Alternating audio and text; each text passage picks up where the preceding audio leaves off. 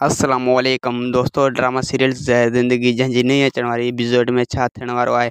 तफ़सीली ॻाल्हि ॿोल शुरू करण खां पहिरियों जेकॾहिं मुंहिंजे हिन यूट्यूब चैनल ते नवां आहियो त ज़मीर जमाल यूट्यूब चैनल खे सब्सक्राइब करे ऐं घंटी बटन ऑल कंदा त रस गफ़ार खान, रस हाकिम खान ऐं रस कमल खान लाइ वेहंदो ताक़त ते।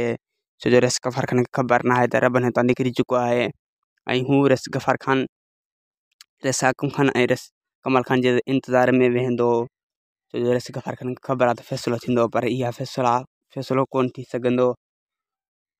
ऐं पोइ रस गफ़ार खान हुननि जो जेको इंतज़ारु कंदो, पोइ रस गफ़ार खान खे ख़बर पहुची वेंदो त हू भाड़े थी चुका आहिनि ऐं ओठो इहो ई चाहींदो त मूं रबनि खे हुतां कढे वॾी ग़लती कई ऐं उन्हनि खे हाणे आज़ार में विझी छॾियमि ऐं उन्हनि खे क़ैद करण में हाणे मुंहिंजा हथ आहिनि ऐं हाणे कॾहिं मां पंहिंजे पाण खे माफ़ु कोन करे सघंदुसि। ऐं रस हाकिम खान ऐं रस कमल खान रस रबनि जे पोयां पवंदा ऐं उनखे क़ाबू करे ऐं उनखे क़ैद करे छॾींदा वरी न साईं। ऐं रबनि भॼण जी पूरी कोशिशि कंदो, पर रबनि हुतां निकिरी कोन सघंदो।